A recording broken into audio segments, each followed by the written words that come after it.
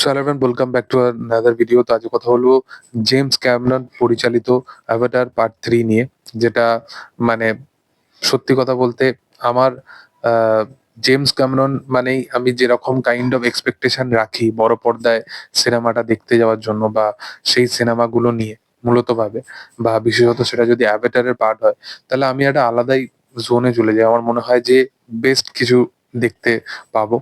But part 3 আমি দেখার পর আমার যেটা ফিল হয়েছে আমি সেটাই অ্যাকচুয়ালি বলার চেষ্টা করব। এবং এটা যদি কারো খারাপ লেগে থাকে তাহলে আমার বলার নেই। মূলত আমি এটাও মনে করি যে জেমস ক্যামেরন যেরকম লেভেলের পরিচালক, বা যেরকম লেভেলে তার স্ক্রিন প্লে দেখানো হয় বড় পর্দায়, যেভাবে সে বানায় জিনিসগুলো, তার ভিজুয়াল যেরকম, সেটা নিয়ে বিচার করার মতো সামর্থ্য আমার নেই। বাট আমার পার্সোনালি এই সিনেমাটা দেখার পর যে ফিলটা হয়েছে আমি সেটা বলার চেষ্টা করব। দেখো, মূলত অ্যাভাটার এক যেরকম ভাবে তার ওয়ার্ল্ডটাকে ক্রিয়েট করা হয় একদম পার্ট 1 থেকে, এবং যেভাবে তার স্টোরি বিল্ড আপ দেওয়া হয়, এবং সেখান থেকে পার্ট 2 টাকে যেভাবে ক্রিয়েট করা হয় সেটা খুবই অর্গানিক ভাবে আসে। পার্ট 2 টা যেটা দেখানো হয়, যেটা এতটা অর্গানিক ভাবে দেখায়, ওয়াটারের ভেতরে যে জিনিসগুলোকে দেখানো হয়, সে প্রত্যেকটা জিনিস ভিজুয়ালি খুব স্টানিং। এবং পার্ট 3 এবং পার্ট 2 এর যে ডিউরেশন গ্যাপটা, সেটা খুব একদম কম ডিউরেশনের মধ্যে পার্ট 3 কে নিয়ে আসা হয়। বাট পার্ট 3 টা আমার যেটা ভাল লাগে আমি সেগুলো বলছি যে এখানে ক্যারেক্টার গুলোকে প্রচন্ড স্পেস দেওয়া হয়েছে, এবং স্পেশালি খুব ইমোশনালি ক্যারেক্টার গুলোর সাথে ক্যারেক্টারের যে কানেকশনটা, সেটাকে খুব দুর্দান্ত ভাবে ফুটিয়ে তুলতে পেরেছে। ইমোশনালি প্রত্যেকটা চরিত্রের সাথে এখানে ব্যাপকভাবে কানেকশন ফিল করবে অডিয়েন্স। এবং এর পাশাপাশি প্রত্যেকজনের যেভাবে পারফরমেন্স বেরিয়ে এসছে, আউটস্ট্যান্ডিং। এবং বিশেষতভাবে এখানে স্পাইডারের ক্যারেক্টারটাকে যেভাবে স্ট্যাবলিশ করেছে পুরো থ্রু আউট সিনেমার মধ্যে, সেটা দুর্দান্ত। এবং একটা ইমোশনাল সিনও আছে, সে সিনটা রিভিল করতে চাই না, বাট স্পাইডারকে নিয়ে ওই একটা সিন আছে, সেই পোর্শনটা ব্যাপক। বিশেষতভাবে শেষ 1 ঘন্টা জাস্ট মাইন্ড বেন্ডিং এরকম কাইন্ড অফ ভিজুয়াল দেখতে পাবে। এবং ভিজুয়াল নিয়ে কোনো কথা নেই, স্টানিং এবং ভিজুয়াল।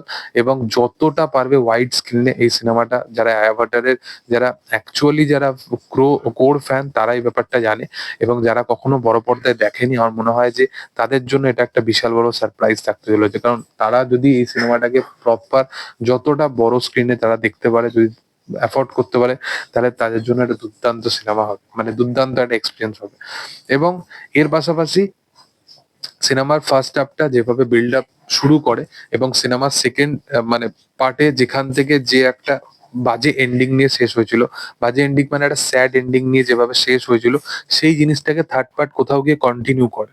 এবং কন্টিনিউ করতে করতে এখানে যে অ্যাশের ব্যাপারগুলো দেখানো হয়েছে, যে ফায়ার অ্যান্ড অ্যাশের মধ্যে যে অ্যাশের ব্যাপারগুলোকে দেখানো হচ্ছিল, যে অ্যাশ কিভাবে তাদের ব্যাক স্টোরি, তারা কি কোথা থেকে বিলং করে, তো ওই ব্যাক স্টোরিটা না খুব বেশি কনভিনসিং নয়। এটা আমার প্রথম খামতি লাগে। তাদেরকে দেখানো হয়েছে দুর্দান্ত ভাবে, তাদেরকে ব্যাপকভাবে স্ট্যাবলিশ করা হয়েছে, বাট সেগুলো না, যে সে যখন বলছে, সেগুলো পুরোপুরি থ্রু আউট ডায়লগ ডেলিভারির মাধ্যমে বলছে। সেখানে কোনো আমরা ব্যাক স্টোরি দেখতে পাচ্ছি না। অলরেডি সিনেমাটা অনেক বড়। এবং তার সাথে সাথে এই সিনেমাতে কর্নেল এবং অ্যাশের ওই যে কেমিস্ট্রিটা, বা তাদের মধ্যে তারা যে একসাথে টিম আপ করছে, ওই ব্যাপারগুলোকে যেভাবে দেখানো হয়েছে, সেগুলো অবশ্যই কনভিনসিং লাগে। বাট ধীরে ধীরে যখন ইন্টারমেশন আসতে থাকে, তখন যেন মনে হয় যে সিনেমাটা ওই পার্ট 2 টাকেই কন্টিনিউ করছে। স্টোরিটার মধ্যে যেন আলাদা রকম কিছু নেই। স্টোরিটা পার্ট 2 তে যেরকম লেভেলে নিয়ে গেছিল এবং যেরকম লেভেলে দেখানোর চেষ্টা করেছিল, পার্ট 3 ঠিক সেম প্যাটার্নের মধ্যে চলে যাচ্ছে ইন্টারমেশনের পর থেকে। বাট শেষ 1 ঘন্টায় যেভাবে তারা রাইভেলরিটাকে দেখিয়েছে, যেভাবে তারা যুদ্ধটাকে দেখিয়েছে, বা একটা নতুন দিক দেখানোর চেষ্টা করা হয়েছে, তাদের যে দেব হয় সেই ব্যাপারটাকে দেখানোর চেষ্টা করা হয়েছে, তারা যাকে অ্যালমাইটি গড হিসাবে ভাবে, তো সেই ব্যাপারগুলোকে এখানে দুর্দান্ত ভাবে এক্সপ্লোর করা হয়েছে। সিনেমাটা ভিজুয়ালি তো আমি বারবার বললাম স্টানিং, বাট স্টোরি লেভেলে আমার মনে হয় না যে অ্যাভাটার যেরকম লেভেলে স্টোরি লেভেলে যেরকম এগিয়ে থাকে সব সময়, যেরকম কনভিন্স থাকে, সেই ব্যাপারটা পার্ট 3 এর ক্ষেত্রে আমার মনে হয় যে খুব বেশি রিপিটেটিভ হয়ে গেছে। এবং সেই অর্গানিক ব্যাপারটা কোথাও গিয়ে স্ক্রিপ্ট লেভেল থেকে বা স্টোরি লেভেল থেকে একটুখানি আগের পার্টগুলোর থেকে পিছিয়ে গেছে। এছাড়া এই সিনেমাটার মধ্যে আমার কোনো খামতি লাগেনি।